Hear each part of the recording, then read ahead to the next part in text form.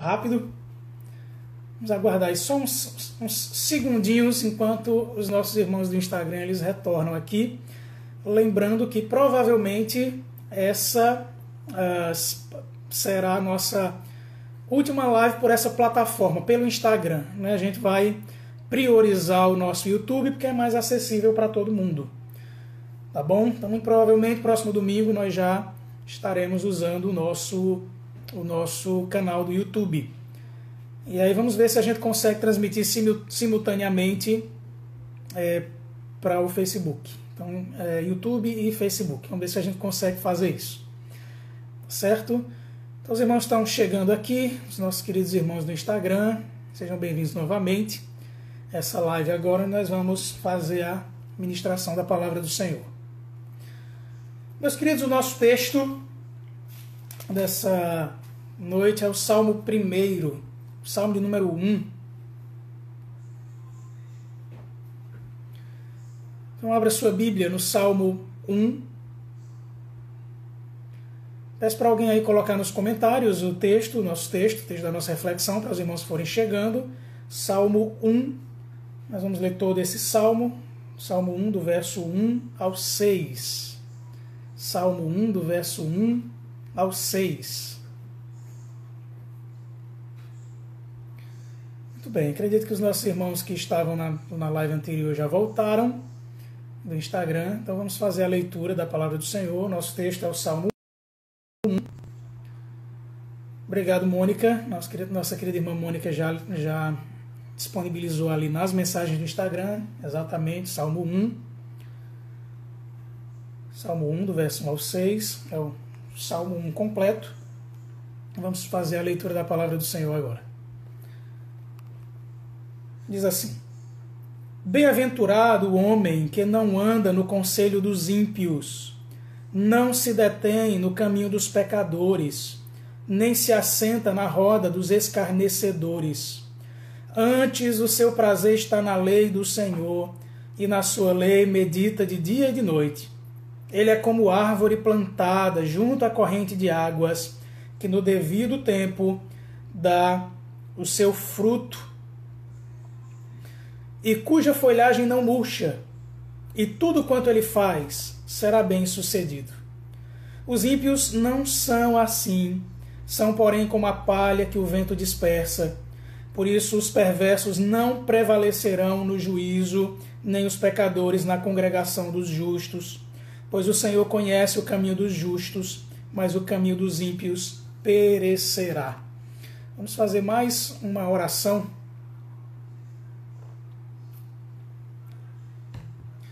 Pai, ilumina nossa mente, nos dá entendimento da Tua palavra, fala conosco.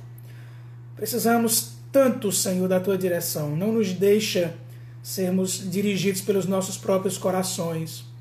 Enganoso é o coração do homem e rapidamente corrupto. Como nós somos rápidos, Senhor, para buscarmos caminhos corruptos, caminhos que são atalhos, mas que são caminhos de corrupção, que são caminhos distantes da Tua palavra. Não nos deixa sermos contados como os ímpios, Senhor, mas que estejamos em Cristo, para que junto com Ele, que é o justo, nós possamos também, Senhor, sermos justificados diante do Senhor. Fala conosco, enche o nosso coração da Tua palavra, de amor e de zelo por ela. Nós te imploramos em nome de Jesus. Amém. Meus amados irmãos, há nos nossos dias uma busca desenfreada por felicidade. Não é à toa que a grande parte da literatura escrita nos últimos anos, essa área da literatura foi conhecida como literatura de autoajuda. Ela nada mais é do que um estilo literário que passou a existir depois que as pessoas passaram a buscar freneticamente essa felicidade, mas essa felicidade pautada pelos seus próprios corações. Uma felicidade direcionada à economia, e uma felicidade que ela se resume na satisfação de prazeres e também na conquista de bens pessoais. é a felicidade a qualquer custo. E o caminho duro para isso, o grande problema desse caminho de felicidade é que as pessoas buscam esse tipo de felicidade e eles acabam se esquecendo do que vai ficando no meio do caminho. Então muitas pessoas tomam por base para sua felicidade um progresso na carreira, uma caminhada rumo a um progresso financeiro, uma marcha rumo a uma promoção na empresa que trabalha, ou uma busca desenfreada por galgar diplomas. O problema é que o tempo é o mesmo. O tempo para alguém que quer constituir uma família, mas só depois que ele tiver feito o seu doutorado, o seu PhD, é o mesmo para aquele que olha para a família como um meio de Deus, um caminho de Deus, uma manifestação da graça de Deus, para que o nome do seu filho seja exaltado, o nome de Cristo, através dessa relação familiar. Não é à toa que a própria Escritura apresenta a relação marido e mulher como a relação do próprio Cristo com a igreja. Tamanho o valor que a Escritura dá à família, ao casamento, ao matrimônio, a relação marido e mulher, a relação pais e filhos. Mas nessa busca desenfreada por essa felicidade a qualquer custo, o problema é que nessa balança, aquilo que realmente importa ficou no meio do caminho. Não são poucos os que chegam naquele patamar que buscaram, naquela graduação, naquele nível de pós-graduação que tanto sonharam, ou naquele patamar da carreira que tanto buscaram, mas quando olham para trás, eles perderam seus casamentos, eles perderam seus filhos, eles perderam as amizades, eles perderam os seus relacionamentos, e tudo que eles terminaram foi com uma promoção. E eu suspeito que a palavra de Deus ela apresente uma proposta para a felicidade bem mais completa, ampla, e que ela se manifesta numa pessoa, fora de você, que é Cristo Jesus o Senhor. Enquanto a busca por felicidade desenfreada, ela visa a felicidade própria, ela visa a satisfação do indivíduo dentro de si mesma, a felicidade bíblica, ela aponta para uma busca em uma pessoa, fora de você, e essa pessoa se chama Cristo Jesus o Senhor. O livro dos Salmos, esse livro completo, são 150 salmos, eles são divididos em 5 livros, são 5 livros dos Salmos. E eles se dividem basicamente contando histórias, narrativas, poéticas, de maneira poética, acerca de momentos históricos que Israel viveu. 3 principais temas aparecem nesses 5 livros dos Salmos. Primeiro, a vida em comunhão sob a regência do rei. Salmos que são compostos no período regencial, no período que Israel estava em prosperidade, Israel tinha um rei no trono, e esse rei apontava para o Rei dos Reis, para o Senhor dos Senhores. Então há vários salmos que apontam, são chamados de salmos reais, que apontam para esse relacionamento de Israel com o Rei dos Reis, com o Senhor dos Senhores.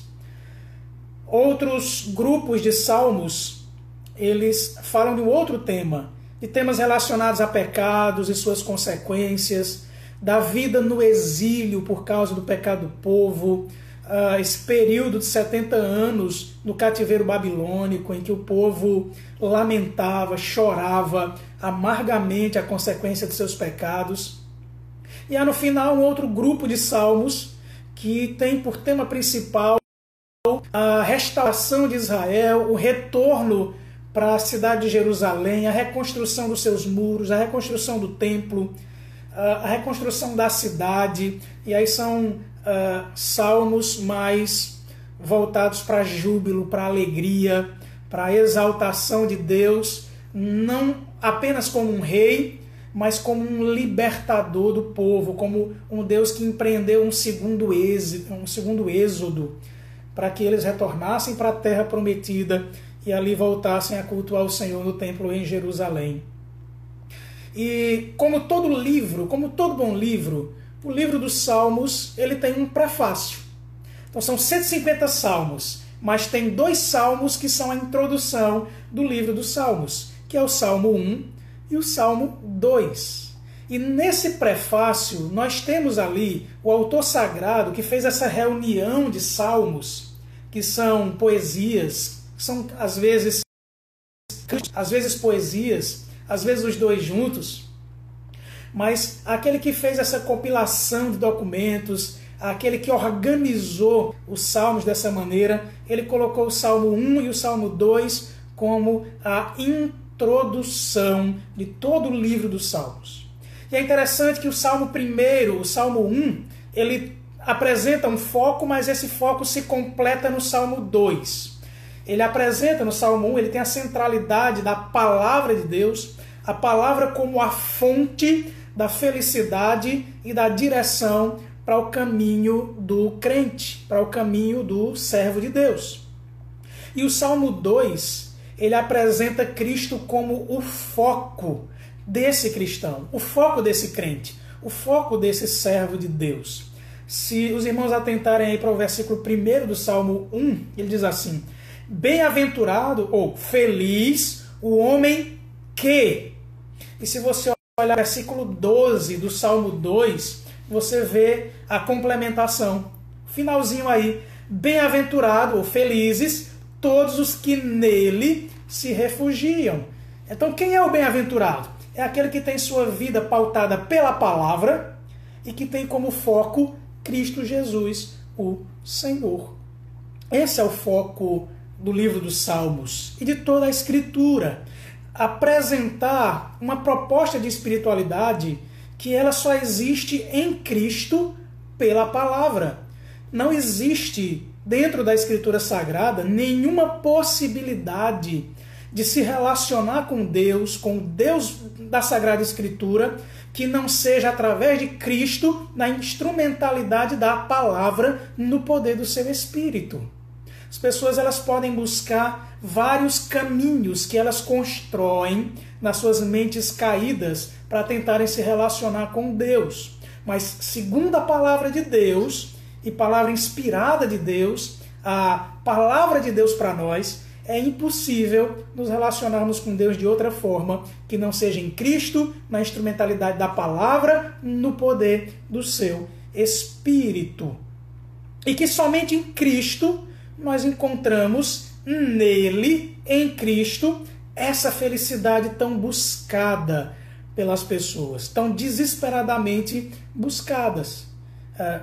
Então esse é o foco do livro dos Salmos. Apresentar a centralidade da Escritura com o seu foco em Cristo e sendo tudo isso o conjunto dessa espiritualidade de um homem, de uma mulher de Deus, que são esses descritos aqui como os justos.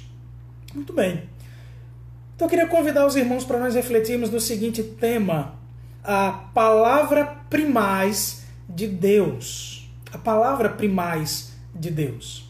E para a gente apresentar esse tema, que creio eu ser o tema desse primeiro salmo aqui, ter a Escritura como primaz na vida de um cristão, porque essa Escritura é quem aponta Cristo, que é o elemento enviado por Deus, que é o próprio Deus vindo em carne, que faz essa reconciliação entre o pecador e o Deus justo e santo.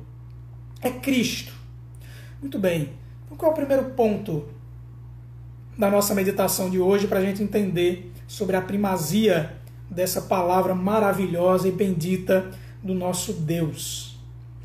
É que, em primeiro lugar, a palavra dirige os passos do justo. A palavra dirige os passos do justo. O que é que diz aí nos versos 1 e 2? Bem-aventurado o homem que não anda no conselho dos ímpios, não se detém no caminho dos pecadores, nem se assenta na roda dos escarnecedores. Antes, o seu prazer está na lei do Senhor, e na sua lei medita de dia e de noite. Esses dois primeiros versículos. Primeira coisa que a Escritura vai demonstrar acerca da vida do justo e da vida do ímpio. Mas a centralidade aqui, o foco do salmista é apresentar quem é o justo. Quem são aqueles que estão justificados de seus pecados? Quem são esses? Primeiro, a Escritura vai dar um tom negativo. Ele vai dizer que esse justo, ele não é alguém que ele é tomado pelo conselho da maioria, pelo conselho do mundo. Ele não pauta a sua vida por aquela coisa que todo mundo diz. Todo mundo está fazendo. Todo mundo está fazendo. Bom, o problema é que o mundo jaz no maligno. O problema é que o mundo caiu em pecado. E toda a humanidade tem sua mente corrompida. E só há uma direção correta em direção a Deus. Todos os outros caminhos são desviados, são extraviados. Mas só há um caminho, esse caminho é Cristo. E ele é apontado somente num lugar, que é na Escritura Sagrada. E é por isso que a Escritura ela vai dar uma tonalidade negativa aqui. Ela vai apresentar algo, primeiro uma proposta negativa, de correção, que descreve quem é o justo. E o primeiro deles é: esse homem justo, ele não anda no conselho dos ímpios. Então ele procura, não é que ele não ouça, porque é impossível não ouvir conselhos de ímpios. Ímpios chegam para você e falam, eles não são mudos, obviamente, mas eles chegam para você e eles dão seus conselhos. E não são conselhos pautados pela Escritura Sagrada. E a diferença na vida do justo é que ele não dá ouvidos a esse tipo de conselho. Ele não dá ouvidos a conselhos que não têm como ponto de partida a Sagrada Escritura, a Palavra de Deus. Então ele não deixa que sua vida seja dirigida pela opinião da maioria. Antes, ele busca que sua vida seja dirigida pela Palavra de Deus. Então ele não aceita as propostas de espiritualidade que vêm da parte do ímpio. Ele não aceita as propostas de se relacionar com Deus, tal qual pessoas que não pautam suas vidas pela palavra de Deus aconselham. Não é possível um cristão genuíno ele se deixar levar pela proposta de espiritualidade de pessoas que declaradamente ou até na surdina, de maneira velada, se distanciam da palavra de Deus. O justo de verdade, ele é aquele que tem os seus ouvidos tapados para o conselho ímpio, para o conselho daquele que não releva a Escritura Sagrada no norteio, na direção de sua vida. Mas ele também demonstra que sua felicidade ela tem a ver com outra coisa. Ela não tem a ver com a perspectiva de felicidade que o ímpio tem. Ela não tem a ver com a perspectiva de que ter posses, de ganhar coisas, ganhar dinheiro, ganhar degraus na sua carreira. Isso seja o que vai ditar ou definir o que é a felicidade para ele. Ele busca a felicidade de uma outra maneira. Felicidade para o justo tem a ver com a sua relação com a palavra de Deus. Primeiro vem a negativa. O justo ele não é aquele que anda no conselho do ímpio e não se detém no caminho dos pecadores, nem se assenta na roda dos escarnecedores. Segundo, ele é aquele que tem o seu prazer na lei do Senhor. Veja um contraste aqui claro. O ímpio é aquele que vai caminhando no conselho do ímpio. Ele vai caminhando, vai ouvindo e vai caminhando. Depois ele vai repetindo as práticas, ele vai cometendo as práticas dos conselhos do ímpio. Depois ele vai estacionando e paralisando nessas práticas. E essas práticas corrompidas permanecem, aliás, se tornam naturais para ele. Ele vai ouvindo o conselho. Depois ele vai ouvindo e parando. Depois ele estaciona. E quando alguém chega para o ímpio e diz, olha, isso está errado, ele fica chateado, ele fica com raiva. Porque ele pode olhar para você e dizer assim: eu paro quando quiser. Eu deixo esse negócio no momento que eu quiser. Bom, a gente vai já ver que isso não é verdade.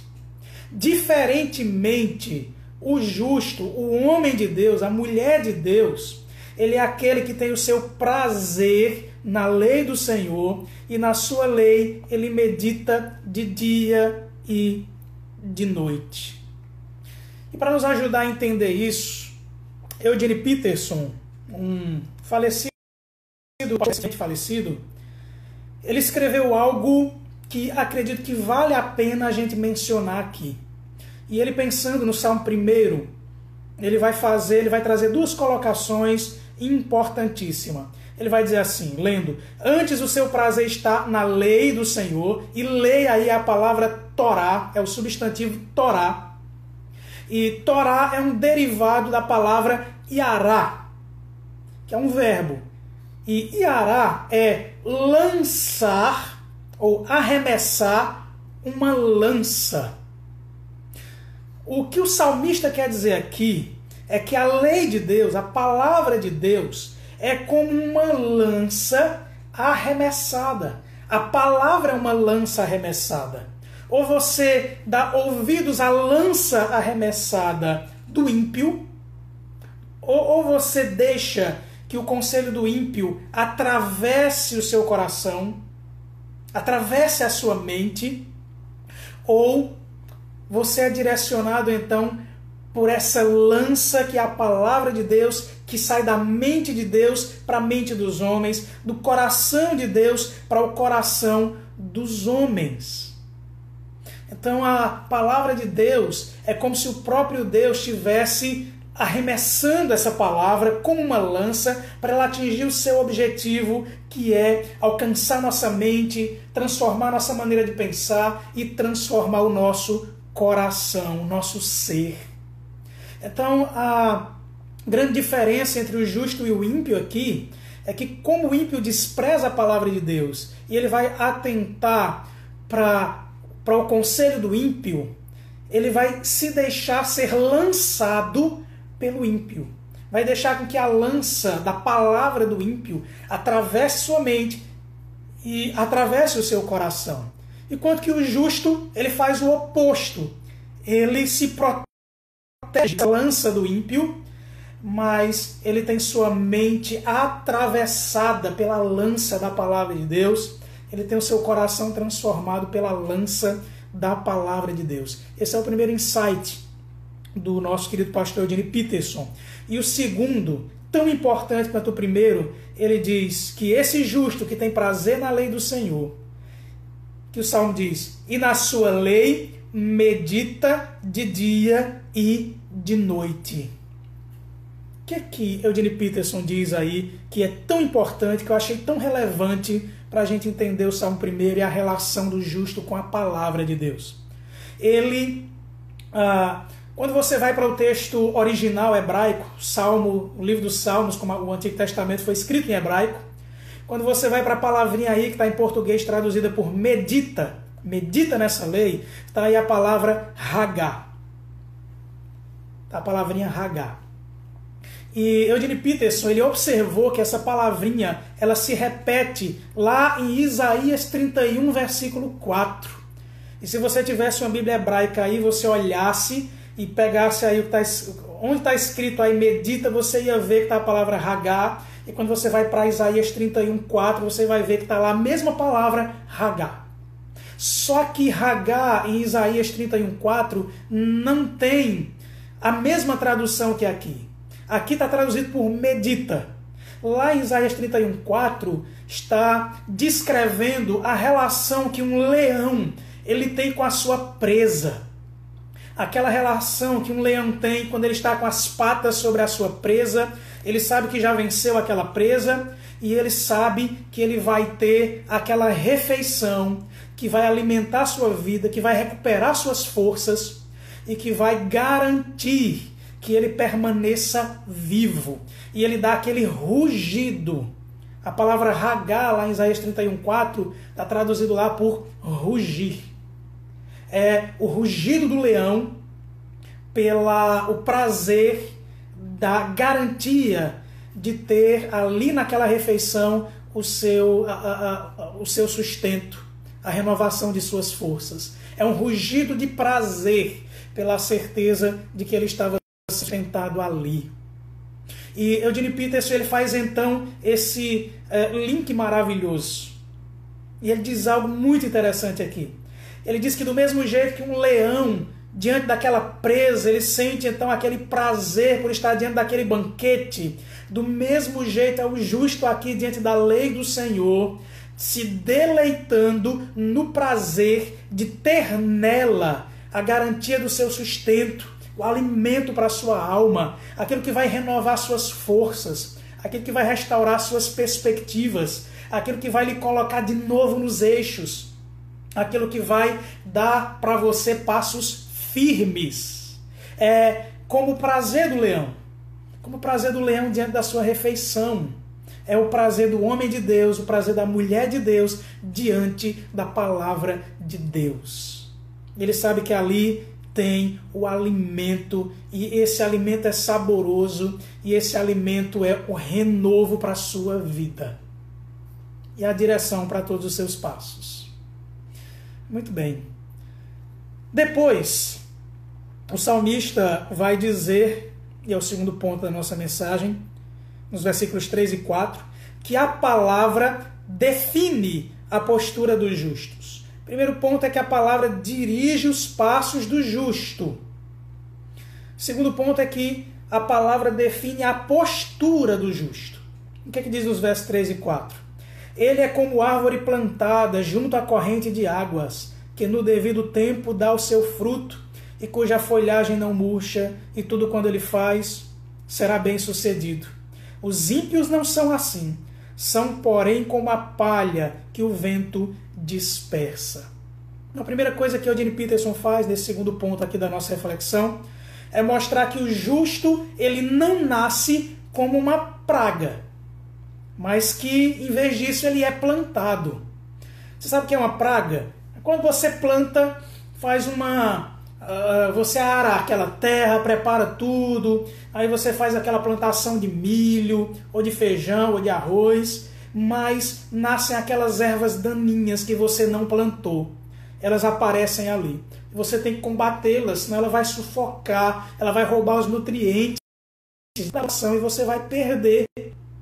Só que a Escritura Sagrada diz que esse justo que tem sua vida pautada pela palavra de Deus, ele é plantado pelo próprio Deus. É uma ação do próprio Deus. É graça do próprio Deus, tomando os seus e os plantando em lugares que eles vão poder frutificar. Frutificar. Porque eles são plantados na terra da palavra, na boa terra da palavra, adubados com a palavra, regados com a palavra, e eles não podem dar outra coisa a não ser frutos da palavra. É Deus quem nos planta. É interessante porque Jeremias vai dizer que Israel estava murmurando quando estava lá na Babilônia, no cativeiro. E Deus então vai dizer, olha, calem-se, parem de murmurar. Eu plantei vocês aí, casem-se, tenham suas famílias, trabalhem, eu plantei vocês aí. Vai ser um tempo difícil, mas fui eu quem plantou vocês aí. É Deus quem planta o seu povo em todos os lugares. Então, se você é do povo de Deus, daqueles a quem Deus plantou, e onde quer que você esteja plantado, você foi plantado em boa terra, na terra da palavra, você foi adubado com a palavra, você foi aguado com a palavra, você recebeu os nutrientes da palavra, não dá em outra. Não dá em outra. Você vai fazer obras que glorifiquem a Deus. É interessante o contraste, porque o ímpio, por ele não estar plantado na boa terra da palavra, por ele não ser adubado pela palavra, não ser regado pela palavra de Deus, ele não vai conseguir frutificar para Deus. É óbvio. Ele vai fazer coisas para esbanjar nos seus próprios egoísmos. Até mesmo quando ele faz coisas que aparentemente são boas, Mas isso nada mais é do que fruto da graça comum de Deus, que permite que até nos ímpios exista, seja preservado alguma coisa da graça de Deus. Mas não é por eles mesmos. Eles não vão ter prazer de fazer aquilo e dizer, não foi por mim, foi para a obra de Deus, para a glória de Cristo, para que o nome de Cristo seja exaltado e o meu diminuído, para que eu seja uma vela que, à medida que o fogo acende, ela se derrete, ela se gasta, ela se queima, até que ela apague, mas que durante todo o tempo que ela permaneceu acesa, a luz seja Cristo. O ímpio não consegue pensar com essas categorias. Ele vai querer viver para ganhar o dinheiro dele, para comprar as coisas dele, para buscar a felicidade dele. Isso é o ímpio. Não é à toa que o próprio Senhor Jesus, pregando para um homem chamado Nicodemos e todos quantos estavam ali em João capítulo 3, que a gente às vezes só conhece o versículo 16, né? Porque Deus amou o mundo de tal maneira que deu seu Filho unigênito para que todo aquele que nele crê não pereça, mas tenha a vida eterna. Mas o texto continua. E o Senhor vai dizer que, no versículo 21, quem pratica a verdade aproxima-se da luz, a fim de que as suas obras sejam manifestas, porque feitas em Deus. Só é possível fazer algo que Deus se agrade, que seja bondoso, se elas estiverem sendo feitas verdadeiramente em Deus. E como é que eu faço coisas que são feitas, que são verdadeiramente para a glória de Deus? Só uma. Só é possível de uma maneira. Porque o único homem que andou aqui nessa terra e que agradou seu Pai em todas as coisas foi o nosso Senhor Jesus Cristo. A única possibilidade de você fazer coisas que agradem e glorifiquem a Deus é se você estiver plantado na boa terra que é Cristo, adubado por Cristo e recebendo a água, a chuva que é Cristo na sua palavra, no seu evangelho. Fora disso, você vai fazer coisas, pode até fazer coisas interessantes, mas isso nada mais é do que um reflexo da preservação de Deus, para que esse mundo não vire um inferno, para que esse mundo seja preservado até que o Senhor Jesus volte mais uma vez. Mas obras que são agradáveis a Deus só é possível de uma maneira.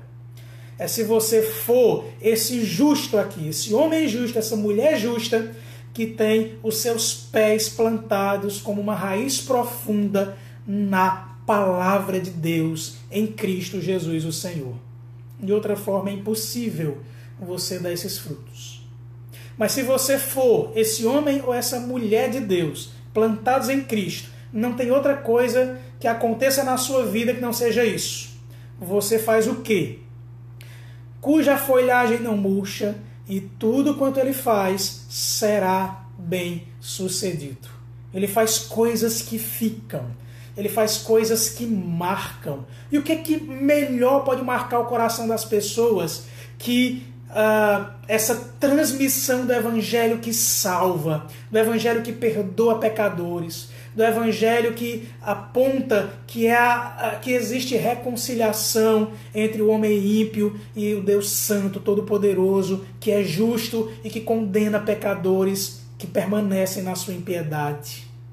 Que presente maior você pode legar para as pessoas, que frutos maiores você pode legar para as pessoas do que ser um instrumento do Evangelho Salvador de Cristo Jesus, o Senhor. Qual seria esse outro? Nenhum outro. Muito bem. Então já vimos que a palavra dirige os passos do justo e que a palavra define a postura dos justos. Diferentemente do ímpio, como o versículo 4 vai dizer, os ímpios não são assim, são porém como a palha que o vento dispersa. O ímpio ele vai secando nas suas decisões contrárias à palavra de Deus. Ele diz, eu posso abandonar isso na hora que eu quiser. Eu não preciso dar ouvidos a isso. Isso é só coisa de pessoas religiosas. Isso é coisa de gente retrógrada, de gente ultrapassada. E aí ele pensa que ele é progressista, que ele está crescendo, que ele está evoluindo, quando na verdade ele está secando e virando palha. Sabe qual é o resultado de tudo isso? É que a palha, ela não tem semente. Se não tem semente, ela não tem fruto. Se não tem fruto, a única coisa que ela serve é para ser queimada. O que é que acontece com a palha? Ela fica sendo levada pelo vento. Ela não tem alicerces. E aí chega um momento que alguém junta essa palha, porque ela não tem uso, não tem serventia, não dá fruto, e ela é queimada. Terceiro e último ponto, nos versículos 5 e 6, o nosso salmista, o autor sagrado, ele vai nos falar que a palavra distingue a posição do justo. A palavra distingue a posição do justo.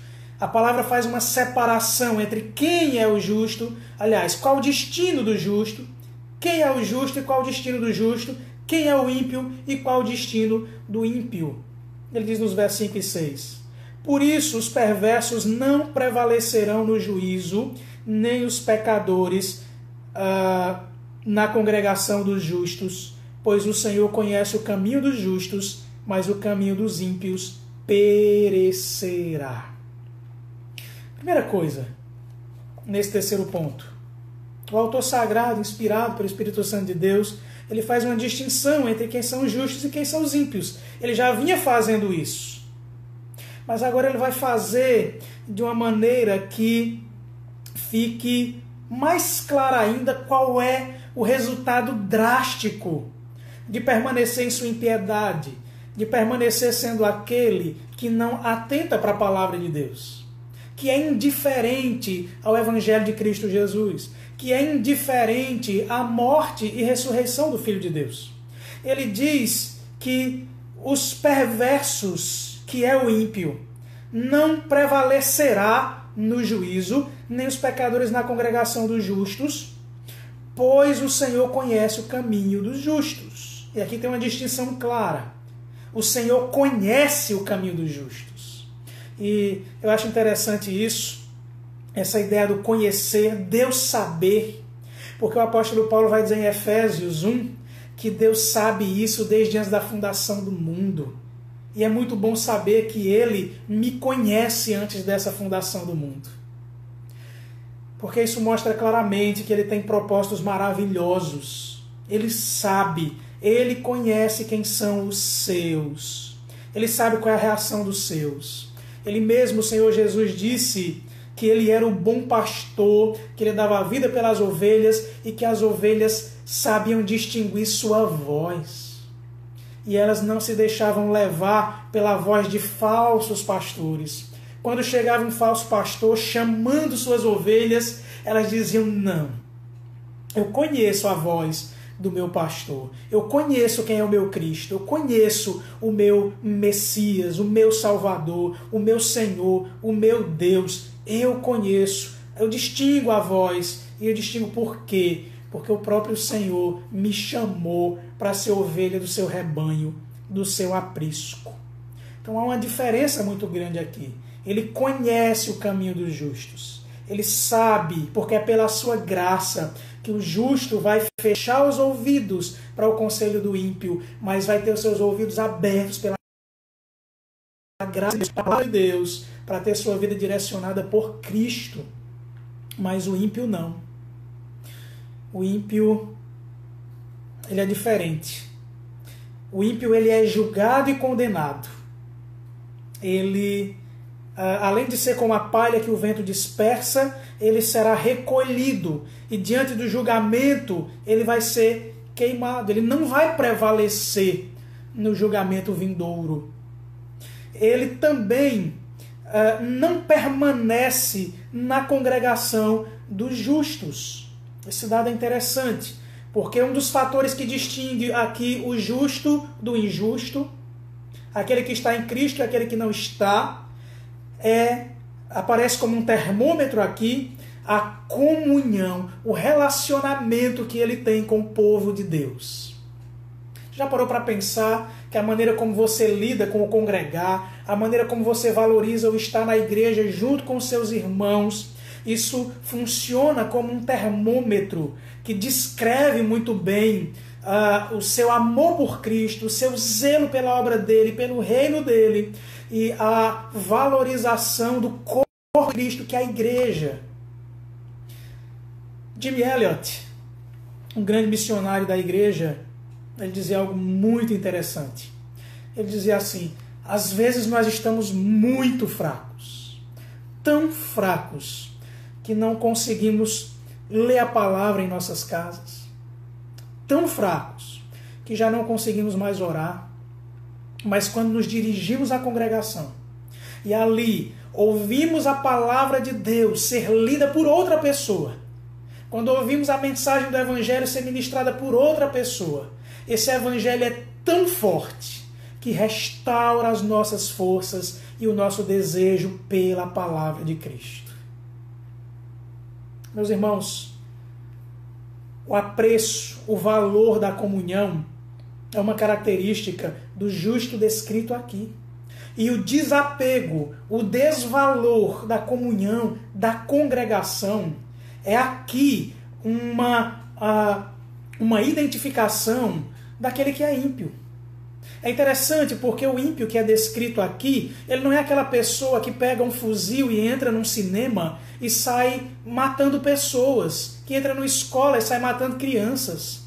O ímpio aqui é simplesmente aquele que despreza a palavra de Deus, que despreza o Cristo revelado nessa palavra, que despreza o Evangelho estampado nas páginas dessa Escritura, que apontam para a morte, para a ressurreição de Cristo, para perdoar pecadores arrependidos.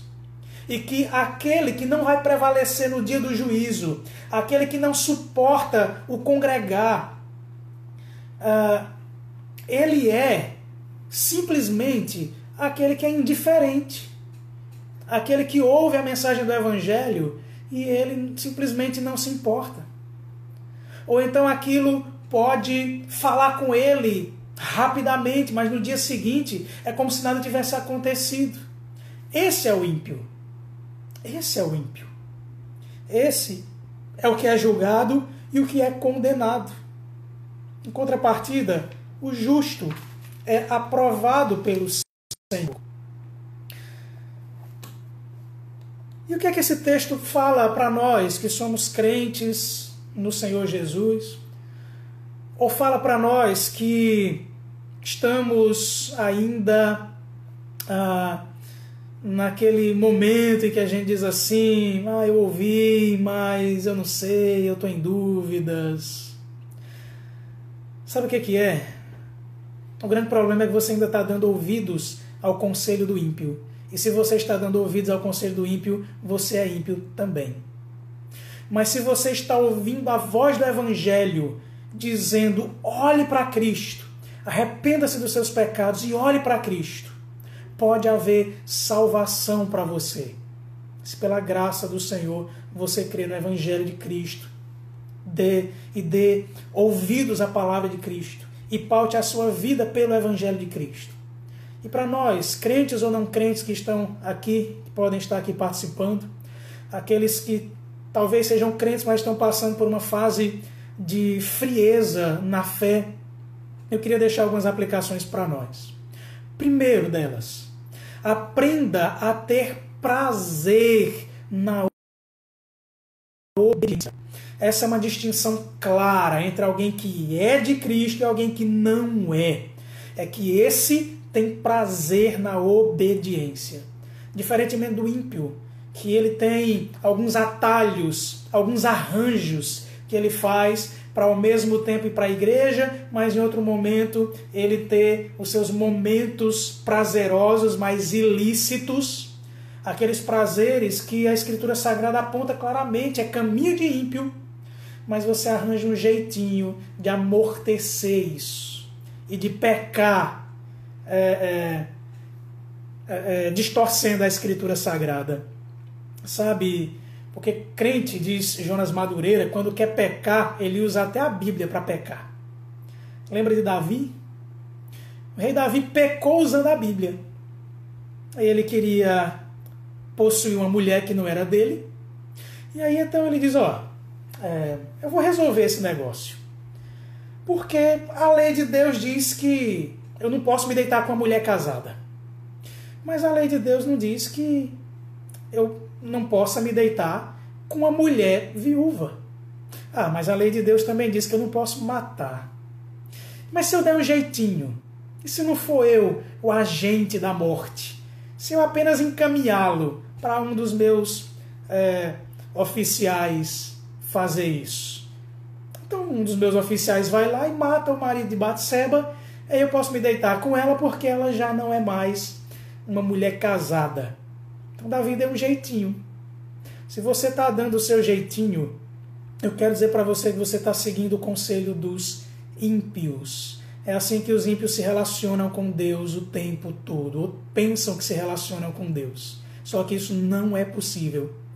Então, em vez disso, faça o oposto. Aprenda, desenvolva prazer na obediência à palavra do Senhor. É isso que o salmista vai dizer, que o homem feliz, ou a mulher feliz, é aquele que não anda no conselho do ímpio, nem se detém no caminho dos pecadores, mas ele tem o seu prazer na obediência à lei do Senhor. Segunda, seja surdo aos conselhos dos ímpios.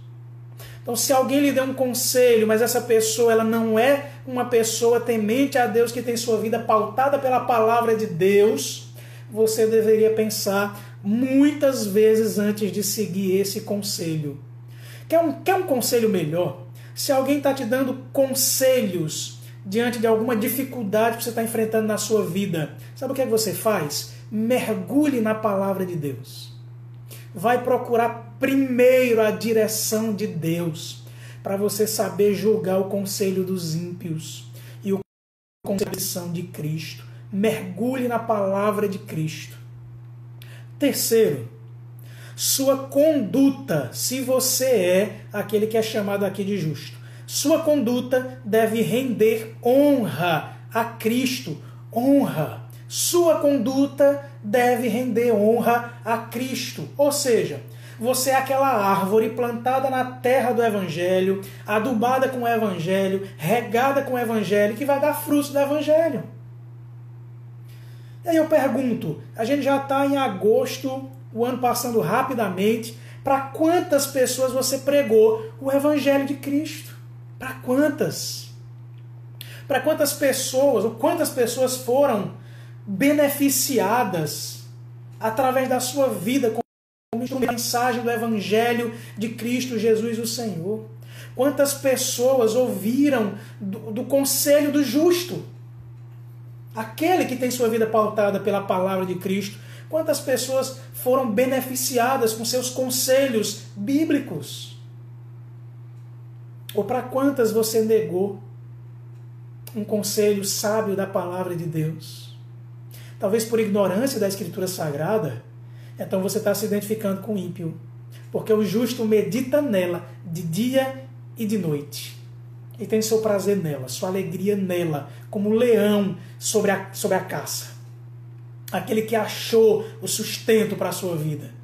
Aquele que encontrou aquilo que sem ela, sem aquela coisa, ele tem os seus dias abreviados. Começou a contagem regressiva.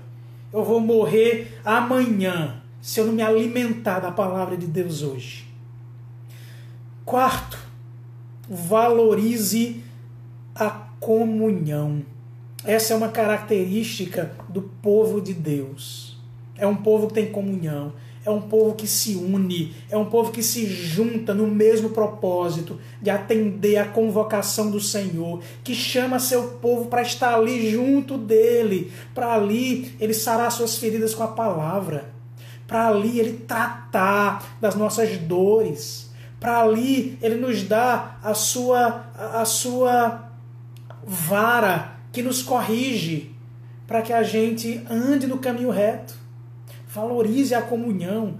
A partir do momento que você tiver a oportunidade de se reunir com o povo de Deus, com a sua igreja, procure o povo de Deus, procure se reunir com seus irmãos e cultue a Deus em comunhão, em unidade, para que pelos exercícios espirituais mútuos, a oração mútua, a meditação na palavra mútua, em conjunto, todos nós cresçamos no Evangelho de Cristo Jesus. Quinta, e atente bem para essa. O único justo desse salmo aqui é Cristo. O único justo. Esse salmo aqui, ele só vai encontrar a conclusão no último versículo do Salmo 2. Nas últimas palavras do Salmo 2, quando diz: bem-aventurados todos os que nele se refugiam. Então, quer ser o justo do Salmo 1, você só será se você estiver em Cristo. Você só será se estiver em Cristo. Para concluir, quero contar uma história. Eu vou contar uma história que foi contada pelo pastor James Montgomery Boyce. Ele é pastor de uma das igrejas presbiterianas lá na Filadélfia. E ele conta a história de Joseph Flakes. E ele conta que no começo do século XX, Joseph Flakes, que era um embaixador dos Estados Unidos, ele fez uma viagem para a Palestina. E ele teve a oportunidade de se reunir com um grupo de judeus e árabes. E ele teve a oportunidade de poder compartilhar de algum texto bíblico com eles. E ele pegou o Salmo 1. E ele era um grande erudito, ele conhecia as línguas semíticas, ele conhecia o hebraico bíblico, e ele leu aquele salmo em hebraico e ele foi analisando semanticamente, morfologicamente, cada palavra, cada artigo, cada verbo. E à medida que ele ia comentando, os outros, que eram também grandes intelectuais, iam comentando e eles iam se orgulhando por demonstrar a sua sabedoria acerca das coisas, acerca da gramática hebraica. E aí, quando terminou de falar gramaticalmente, ele fechou a Bíblia e aí ele disse: meus caros, quem é esse bem-aventurado do Salmo 1? Quem é? Uma vez que nós não somos, porque nós damos ouvidos de vez em quando ao conselho do ímpio. Então não podemos ser nós que estamos aqui. Mas vamos procurar personagens do Antigo Testamento. Será que esse bem-aventurado aqui foi Abraão? Será que esse bem-aventurado aqui foi Moisés? Será que esse bem-aventurado aqui foi Davi? E à medida que ele ia dizendo, aquele grupo permanecia calado. Até que um senhor se levantou e disse: obviamente não pode ter sido Abraão, porque Abraão mentiu várias vezes. Não pode ter sido Moisés, porque Moisés matou um oficial egípcio e fugiu de lá. Fugiu da lei do Egito. Não pode ter sido Davi, porque Davi, além de ter se envolvido em relação de adultério, de ter arranjado a morte de uma pessoa, não pode ter sido Davi também. Não há nenhum personagem na lei, no Antigo Testamento, que possa ser esse bem-aventurado aqui. E aí ele conta que um outro senhor se levantou e ele tinha na mão um livro e ele dizia: meus irmãos, é óbvio que não pode ser nenhum de nós, é óbvio que não pode ser nenhum desses outros personagens, porque eram homens igual nós. Mas eu estou lendo esse livrinho aqui. Interessante que ele era um judeu. Eu estou lendo esse livrinho aqui e o nome desse livro é Novo Testamento. E esse justo do Salmo 1 não pode ser outro que não Jesus de Nazaré. Ele é o único que andou aqui e que obedeceu a todas as exigências da lei de Deus, sem cometer nenhuma transgressão. Só pode ter sido ele. Então, meus queridos, corra para Cristo imediatamente. Se refugie nele, como é concluído aqui o prefácio do livro dos Salmos, lá no versículo 12 do capítulo 2. O bem-aventurado é aquele que é pautado pela Escritura Sagrada, que tem como foco Cristo Jesus, o Senhor. Então o foco da vida do justo é aquele que é o nosso Senhor. É Jesus Cristo, o nosso Senhor, o nosso Salvador. Se refugie nele imediatamente. Corra para ele arrependido de seus pecados e você vai encontrar justificação para a sua culpa, porque ele é o justo e ele é o justificador para os nossos pecados. Meus queridos, que Deus nos abençoe e que os nossos ouvidos estejam tapados para o conselho dos ímpios e abertos para a voz do Evangelho de Cristo, o nosso Senhor e Salvador. Então eu só queria reforçar aquele aviso de que acho que a partir das próximas programações nós vamos transmitir pelo YouTube da Igreja Presbiteriana de Cajazeiras. Então corre lá, bota lá no YouTube, no buscador, bota lá IPB Cajazeiras, se inscreve, já aproveita para assistir as programações que já estão lá, as mensagens que já estão lá, e aí as próximas programações vão ser por lá. E talvez aqui também pelo Facebook, mas pelo YouTube todos vamos ter acesso. Tá bom? Então, um grande abraço, uma semana maravilhosa para todos nós. Que Deus nos abençoe grandemente.